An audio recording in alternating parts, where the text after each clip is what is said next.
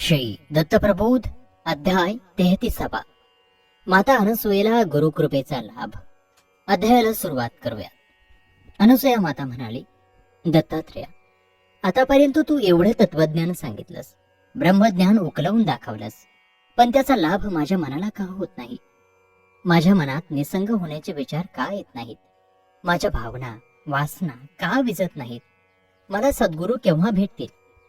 त्यावरती दत्तात्रेय म्हणाले, माते, तुझी अशी अवस्था तुला पंचमहाभूतांनी झडपल्यामुळे झाली. विषय लोभाच्या डंखामुळे तुझी मती भ्रष्ट झाली आहे. विकृती विकार बळावले आहेत. लोभामोहानं तुला अंध बनवलं आहे. तुझी माईक प्रीतीवर भक्ती जडली आहे. हे प्रीती सोडवणं सहजासहजी सोपं नसतं. माते, ती कल्पांतीपर्यंत चालू राहते आणि अखेर जीवाची फजिती करते. अपार दुःख भोगायला लावते. जन्म मरणाच्या फेऱ्यात बंदिस्त करून ठेवते. नरक कुंड भाळी लिहिते. नरकात दुःख भोग आपल्या आपणच भोगावे लागतात. सुखाचे सांगाते सर्व असतात, दुःख भोगताना मात्र ते एकट्यालाच भोगावं लागतं. तिथंही माझी माता आहे, तात हा पुत्र असं काही नसतं. तिथं उपयोगी कोणीही काही पडत नाही.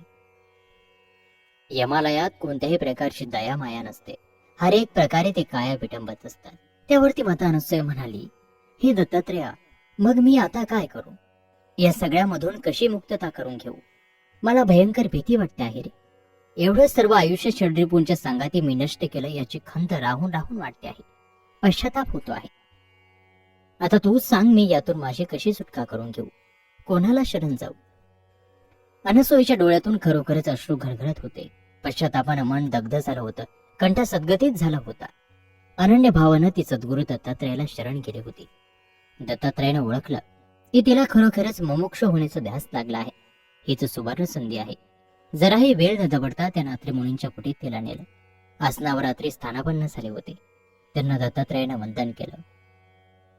अनुतापानं दग्ध झालेला सतेज अनसूयेनं तत्क्षणी अत्रींच्या पायावर लोटांगण घातलं आणि त्यांचे चरणकमल घट्ट कवळून आपल्या अश्रूंच्या अभिषेकानं त्यांना चिंब केलं. रोमांचांनी तिची काया थरथरत होती. अष्टसात्विक भाव दाटून आले होते. तोंडातून शब्द फुटत नव्हता. अत्रिमुनीही कळवळले. तिची अशी अवस्था का व्हावी हे त्यांना कळेना आणि म्हणून त्यांनी तिच्या पाठीवर थोपटीत तिला विचारले, हे जुगांत चंद्रानने, गजगामिनी, आज तू अशा कोणत्या मोठ्या संकटात सापडले आहेस? माझे पाय कशासाठी धरले आहेस? कसली भीती वाटते आहे तुला? पतीच्या प्रेमळ स्पर्शनाने विचारण्यानं तिला अधिकच भरून आलं. ती म्हणाली, हे नाथ, तुम्ही अनाथांचे नाथ आहात. सद्गुरू कृपाळू समर्थ आहात. त्रिविध तापांचे शास्ते आहात. मला अंगीकारून माझं भवभय हरण करा. जन्म मृत्यूच्या दारुण भेऱ्यातून माझी सुटका करा. तुमच्या वाचून मला कोणीही नाही आणि म्हणून अनन्य भावानं मी तुम्हाला शरण आले आहे. पार्थिव सुखाचा त्याग करून दिव्य ब्रह्मज्ञानाचा लाभ तुम्ही मला करून द्या. शरणागताला दिलासा द्या. त्यावरती दत्तात्रेय म्हणाले, हे तात, मातेला ह्या लौकिक सुखाचा वीट आला आहे. अध्यात्म मार्गाने तिला स्वात्मिक सुखाचा शोध घ्यायचा आहे. त्यासाठी सद्गुरू कृपेची तिला जरूर आहे. तेव्हा आपणच त्याचे गुरु व्हा आणि तिला अनुग्रह द्या. त्यावरती अत्रे म्हणाले, हे त्रिगुणात्मक दत्तात्रेय, जशी तुझी इच्छा ती मला शिरसावंत आहे. सर्व काही तुझ्या इच्छेप्रमाणे होत आहे. ते तू करून घेतो आहेस, म्हणून गुरुदीक्षा देण्याची सर्व सिद्धता कर. साक्षात रिद्धी सिद्धी दत्तात्रेयांच्या पायाशी सतत हात जोडून उभ्या असतात. दत्तात्रेयाने इच्छा प्रकट करतात सर्व सामग्री सिद्ध झाली. वाजंत्री चौघडे वाजू लागले. सर्व पवित्र नद्यांची उदके सिद्ध झाली. नाना तऱ्हेची फले पत्री पूजेसाठी आणली गेली. सुगंधी उडणी तयार केली. धूपदीप प्रज्वलित केले गेले. महाबस्त्र आणण्यात आले. चंदन ओटी उगाळली गेली. चौरंग सजवला. सगळी जय्यत तयारी झाली. अत्यंत अधीर्य मनानं अनसूया मातेनं आपल्या सद्गुरुपतीची षोडशोपचारे पूजा केली. सुगंधी द्रव्य लावली. पितांबर नेसावयास दिला. त्यांना द्वादश तिलक लाभला. दोघांच्या मध्ये इतर ऋषीगणांनी अष्टदल कमळ सिद्ध केली आणि पूजा साहित्य अनसूयेच्या पुढं केलं. दत्तात्रेयानं मातेला सांगितलं, माते, सर्व लाजलज्जेचा त्याग करून आपल्या पतीची सद्गुरू रायाची पूजा कर आणि त्यांना प्रसन्न करून घे. अत्रे मुनींनी तिच्याकडून पूजा करून घेतली आणि तिला आपल्या पुढ्यात चौरंगावर बसायला सांगितलं. गुरुची आज्ञा शिरसावंत मानून ब्राह्मणांचे आशीर्वाद घेऊन ऋषीगणांना वंदन करून ती आसनावर बसली. ते बसताच द्विजगणांनी मंत्रघोषाला सुरुवात केली. प्रथम विघ्नहर्त्या गजाननाचं स्मरण केलं. हृदयस्थ नारायणाला आळवलं. रमापतीचं चिंतन केलं. इष्ट कुलदेवतांना नमन केलं. मग मातापित्यांना वंदन करून गुरु ब्राह्मणांना साक्ष ठेवून प्रयोगाला सुरुवात केली. कारणांचा संकल्प सोडून अक्षतोदक सोडलं आणि पूजनाला प्रारंभ केला. त्यानंतर कलशाची व मग सर्व देवदेवतांची क्रमाक्रमाने पूजा केली. अशी सर्वांची पूजा झाल्यावर हातात अक्षता घेऊन ओंजळ जोडून तिने गुरुचं निर्मळ स्तवन केलं. त्याला सुढाळ आवाहन केलं. अष्टधर पात्र मांडून सद्गुरूंचे चरण कमळ गंगोदकाने ते धुतले. त्यावर पंचामृत शिंपडून मंत्रोक्त अभिषेक केला. 5 प्रकारची सद्भावानं पूजा केली. पुन्हा शुद्ध पाण्यानं त्यांचे पाय धुतले. गुरुरायाच्या मस्तकी कस्तुरी रेखाटली. केशर ओटी अंगाला लावली. कपाळावर अक्षता टेकवल्या. नैवेद्य दाखवून सुवर्ण दक्षिणा दिल्या आणि प्रदक्षिणा घालून अतिशय सद्गदित कंठात ते प्रार्थना करू लागली. हे गुरुराया, आता अंत न पाहता पतिदेची उपेक्षा न करता माझे मनोरथ पूर्ण करा. अत्रे मुनींच्या प्रेमसागराला अनसूयेच्या त्या करुणापूर्ण प्रार्थनेनं पूर आला.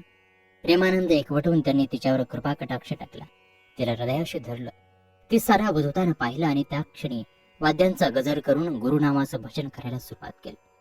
अत्रि अनसूयेच्या कानावर तो गुरुनाम घोष पडताच त्यांचं स्वरूप संधानी बिंबलं, तद्रूप झालं, तल्लीन झालं आणि त्यांना उन्मनी अवस्था प्राप्त झाली. देहाचं भान दोघांनाही राहिलं नाही. मृत्यूपणा मावळून गेला आणि अनसूयेच्या प्रती स्थिर झाले. 4 गटका उलटून गेला तरी त्याची उन्मनी अवस्था ओसरेना. सारे ऋषीगण चकित होऊन ते पाहत होते. दुर्वास आणि चंद्रालाही मातेची अध्यात्म ओढ पाहून मनस्वी आनंद होत होता. शेवटी अवधूतानं मुनींना विनंती केली, तात, आता आपण आपला कृपा समुद्र मागे घ्या. ते मुद्रा सोडून आता चंद्र सूर्याची व्यवस्था करा. त्यांना इथे प्रत्यक्ष प्रकट करा, कारण केव्हाचेच सर्व ऋषीगण इथे बसले आहेत. इथला कार्यभाग अजून राहिला आहे. मध्यान्ह होण्याची वेळ आली आहे. या साऱ्या ऋषीगणांना द्विजवारांना भोजन द्यायचं राहून गेलं आहे. हे शब्द ऐकून रात्री ऋषी सावध झाले. त्यांनी अनसूयेकडे पाहिलं. अजूनही ती उन्मनी अवस्थेतच होती. स्वस्वरूपात मग्न झाली होती.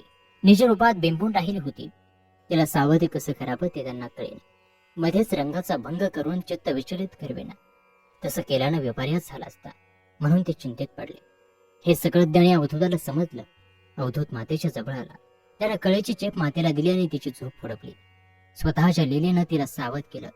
मातेनं डोळे उघडले आणि सद्गुरूंच्या पायी लोटांगण घातलं. दत्तात्रयाच्या कृपेनं हा सारा चमत्कार घडला होता.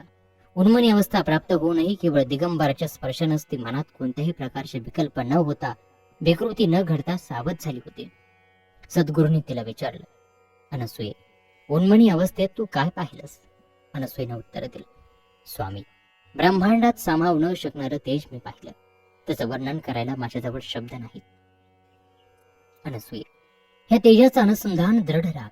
हे धनानिधान मी तुला दाखवलं ते तू अभ्यासानं निधान बनव. सद्गुरुराया, कशाला मला पुन्हा या नश्वर जगात आणून सोडलं? जिथे मी होते तिथे चांगले होते. त्या सुख साम्राज्यातून मला का ओढून आणलं? दत्तगुरु म्हणाले, माते, जे जे मी तुला तत्वज्ञान विवरण करून सांगितलं त्याचं प्रत्यक्ष चैतन्यरूप दर्शन सद्गुरु कृपेनं तुला लाभलं. सद्गुरु रायानं दिलेला जो बीजमंत्र आहे तो जप आणि नंतर एकाग्र बसून तुझे इप्सित साध्य करून घे. 4 देहात तू नेमस्त हो, कारण तुझ्या मस्तकावर त्या सद्गुरु कृपेचा हात सदैव आहे. म्हणून 4 शून्य आत तुटून 5व्यात जाऊन बस आणि 5वा रोकडा लाभ साधून घे. त्यानंतर अत्रिमुनींनी अनसूयेची पूजा केली. तिच्या कपाळावर कुंकू रेखलं, वस्त्रभूषण दिली, कंठातला कंठ काढून घातला, नारळ, केळं, प्रसाद दिला आणि तुला निर्विकल्पता मिळो असा आशीर्वाद दिला. पुन्हा मंत्रघोष करून गुरुतीर्थाची पूजा करून त्या तीर्थाचं त्रिमंत्र पान केलं आणि अनसूयेला दिलं. तिघांनी घेतलं आणि उत्तर पूजा केली. पुनरागमनायचं असं म्हणून सर्व देव बोलवले. श्री दत्तात्रयानं ताटात प्रसाद घेऊन वाटला आणि सर्व ब्राह्मणांना, ऋषीमुनींना भोजनास आमंत्रण दिलं. आणि अशा प्रकारे श्री दत्त प्रबोध ग्रंथातील हा 33वा अध्याय या ठिकाणी समाप्त होत आहे. पुढील अध्यायामध्ये दत्तगुरूंच्या या आमंत्रणाला अनुसरून ब्राह्मण भोजन घडणार आहे. तेव्हा असा हा पुढील अध्याय पाहायला ऐकायला